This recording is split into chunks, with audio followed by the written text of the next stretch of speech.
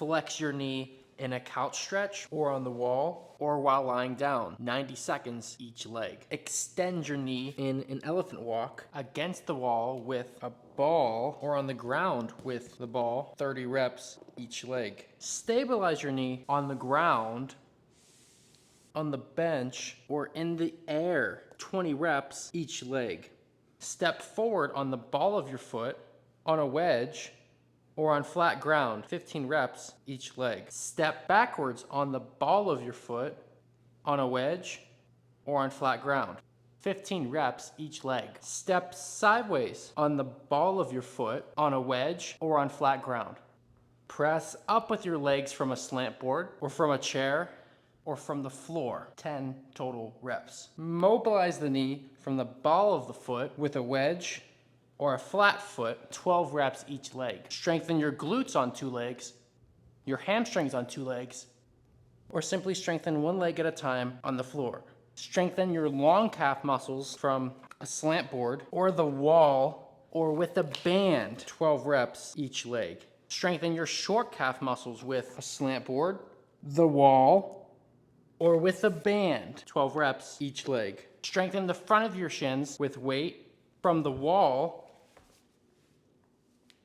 or with a band, 20 reps each leg. This routine draws inspiration from the exact exercise protocols utilized in the conservative management of ACL tears. Links to those studies can be found below. However, these progressions apply to all knee issues, but be sure you've been medically cleared to exercise before doing anything that I have shown you or will show you in this video. Hesitant to think exercise can work for you? Did you know that 33 to 50% of the time for young, previously active individuals with an ACL tear, 24 weeks of exercise was enough to initiate reattachment of the ligament pieces for fully torn ACLs, rivaling the return to sport rates for ACL reconstructions? Did you know that just 25% of the year spent doing exercise for acute meniscus tears was enough to match the benefits in pain, function, quality of life that surgery produced for meniscus tears? Did you know that just 12 days of exercise was enough to get 16,000 people with bone-on-bone knee issues to not consider knee replacement surgery? These are not guarantees, and they all come with all kinds of different contexts of individuals, so I welcome you to read these studies for yourself and make your own educated opinion on the topic. But regardless, the general population on average does not have access to this kind of educational material. People are just unaware. Usually they think and are told that surgery is the only option for their knee issues. The purpose of this video, and really my whole channel, is to educate on the alternative. From a physiotherapy worldview, and in par with the consensus in the literature, it's nothing but a benefit to at least try exercise first before considering to go under the knife. Because even if it doesn't yield the effect that you want it to, you'll be that much better off in post-op outcomes. This is an objective fact. Without further ado, I'm going to go a bit deeper into my top 12 knee exercises that I'd use to recover from any knee injury. But before we do, let's warm up first. The backwards treadmill is instrumental for improving blood flow and circulation for an injured lower extremity. The benefit in this device is that you can cyclically load extension of the knee with dozens, if not hundreds, of pain-free reps in the muscles directly responsible for offloading the knee. If you're fresh out of a knee issue and even this sounds daunting, take smaller steps, making sure that you put more weight into the handles on the treadmill to offload the knees, because if you imagine, if I put all my weight into these poles, my feet would be off the ground, there'd be no load on my knees. To offload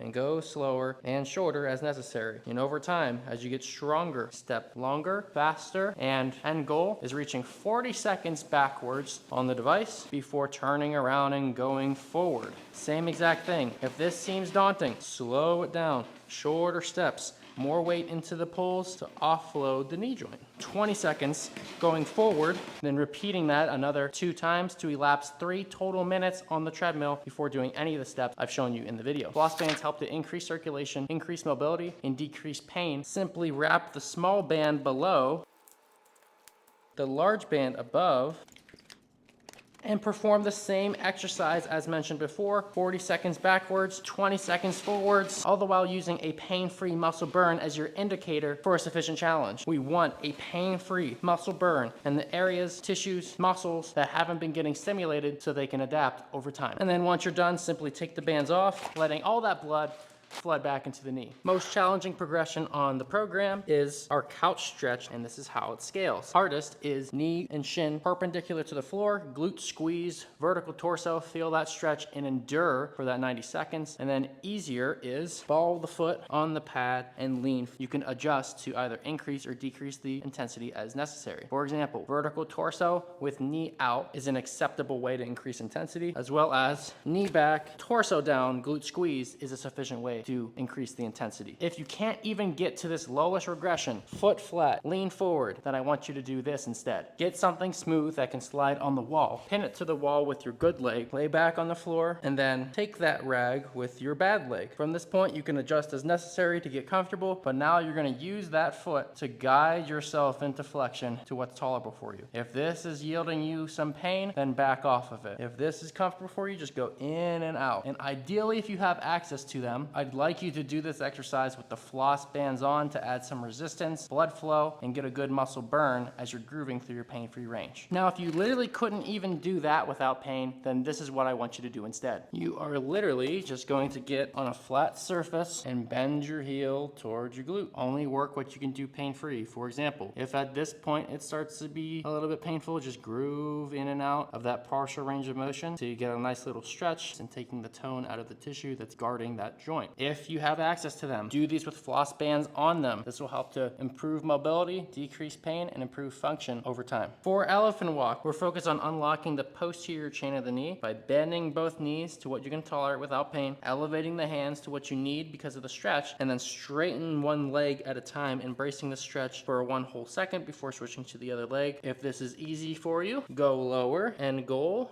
Flat ground, no issue. If you literally can't extend the knee for whatever reason, even in this most regressed position, then what I want you to do is move against the wall, put the ball behind your knee, make sure you still have enough room so that when you stand up, you can extend into that ball, which will kick on the muscles involved with straightening the knee, giving you more control and decreasing tone around the joint over time. Now, what if you couldn't even do that without pain? Then this is what I want you to try. Do the same exact thing, but while lying down. Ball under the knee, sit back, extend into the ball, kicking the muscles on, off my feet and on the ground. As always, for any of these exercises, if you have them, it would be nice to get at least one set through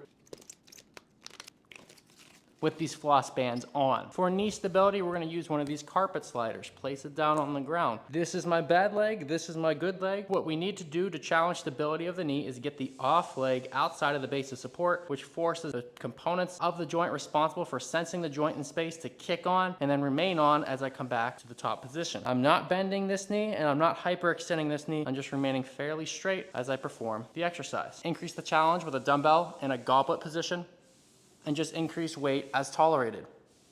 It's taking way too long to put these on and off, but not to make a broken record, I would at least utilize floss bands for one set on each of these exercises, including this one. Now, if you couldn't do this exercise without pain, then I would do this instead. Same exact mentality as the standing version for training knee stability. This time we're doing it on a bench. Easier is more of my leg on the bench. Harder is farther out. And easiest is double leg with assistance. Extend from the hip and increase the challenge by widening the off leg to the side, forcing the structures inside the knee responsible for stabilizing that joint to kick on. As you improve, go out wider and move more. Now, if you couldn't even do the lowest regression all the way to the bench, most of my leg on the bench with assistance, without pain, then this is what I want you to do instead. Move the leg up and down with a straight knee in the air, using resistance with a dumbbell posted on the hip as you can tolerate without pain. Again, not to belabor the point, but if you have access to these, make sure that you do this at least for your first set through. If you can't step forward on the ball of your foot, I'm sure you'll find the capacity to do that with assistance. If you can't step forward on the ball of your foot with assistance, I'm sure you can at least try doing so with a wedge. If you can't do it with a wedge, do it with the wedge and some assistance. If you can't do it with the wedge and assistance, do it flat. If you can't do it flat, do it flat with assistance. And keep in mind, all of these variations have a different area that they target, so it's not necessarily which one is hardest, it's which one you haven't been exposed to. For all of these, the general progression is the same. If you can do 15 reps at a certain height with a certain foot stance, if you want to make it harder,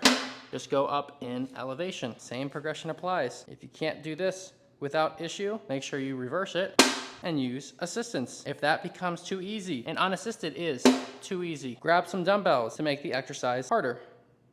At least try the first set with floss bands on. That way you can ease yourself into the movement and get greater gains for the second and third sets. For a step backwards progression, if you can't stay strong on the ball of your foot, try to stay strong on the ball of your foot with assistance. If you can't stay strong on the ball of your foot with assistance, time to try the wedge. If you can't do the wedge without assistance, then use it. If even that is too hard, then do it flat. If even that is too hard, do flat with assistance. It's not a question of which one is better. Each of these variations give you a little bit different of a stimulus. I recommend cycling each one of these every week. Progression-wise, it's the same as stepping forward. Try to balance on the ball of your foot with dumbbells, strengthen on the wedge with dumbbells, and strengthen with a flat foot with dumbbells, going up in height as tolerated for the exercise. Making sure to use a floss band below and above, at least for the first set through, to prep you for sets 2 and 3. So 3 different foot placements: ball of foot, wedge, and flat.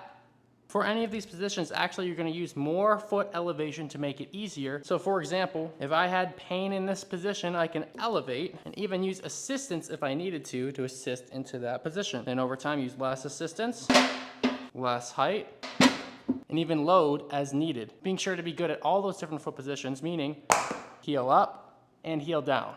Making sure that you use floss bands for at least the first set. For your ability to press up, if you can't get down this far on a slant board, then I want you to use hand assistance to lower down to what you can tolerate without pain. If even the very action of elevating your heels is starting to get you pain, get a chair behind you, still use hand assistance, you're on flat ground, lower down to what you can tolerate, use that chair to offload you before you come up. If even this lowering portion at any level, even here, is causing issues for you, then I want you to try this instead. Literally just lying on the ground, bending as far back that's comfortable for you, and just pressing up as high as you can with your glutes. So there's less load as I lower down than a squat, but I can still get this extension at the top. I'm still training the ability of my legs to press through the ground. Another helpful regression is counterbalance with weights out in front if you can hold them with your arms in that way, helping you groove into that bottom position without extra load on the knees. Once that's easy for you, then you can go goblet style in front, dumbbells to the sides,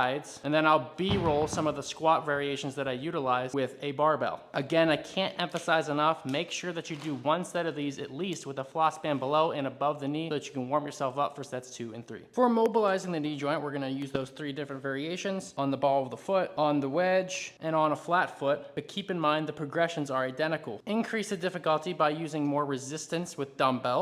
Increase the resistance by using less height in the front foot.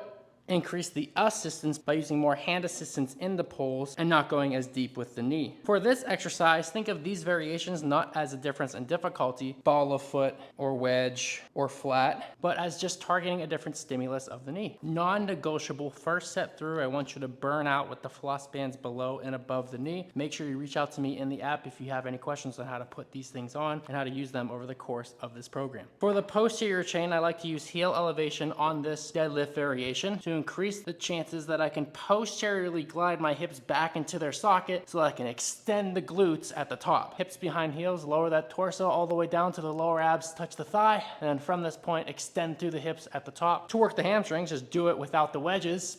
Regardless of the foot placement utilized, whether heels elevated or heels flat, you can use hand assistance to guide yourself into those positions if you're having some issues getting there. And if for whatever reason you couldn't get into either of these without pain, simply lay on the ground and strengthen one leg at a time, pressing through the floor to kick on the glutes and hamstrings at the same time. Be sure to do these with the floss band below and above for at least the first set. Full foot on the board, other foot forward. If you can extend against that stretch, wrap the back leg around and go to town. Find a starting point that's suitable for you. Use dumbbells to increase the intensity. You can even use assistance and kickstand with the off leg to decrease the intensity. But even if you can't get into any of those variations without pain, what I want you to do is get yourself set up by a wall, walk your feet out until you feel a light stretch on the back of the ankles, calf raise up with both feet. If this is too easy for you, you can go ahead and wrap the other leg around with one foot. Now, even if you couldn't get into the easiest variation with both legs without pain, then this is what I want you to do instead. Get on a flat surface, wrap an elastic band around the foot, pull on it to get some resistance, and then press down to activate that calf muscle. Make it easier by decreasing the pull on the bands. I mean, really, you could assist yourself into this if needed. For using the slant board to train the shorter calf muscle, start by bending both knees until you feel a light stretch on the back of the ankle. Wrap the off leg around if you can tolerate it, and calf raise up and control down into the bottom position.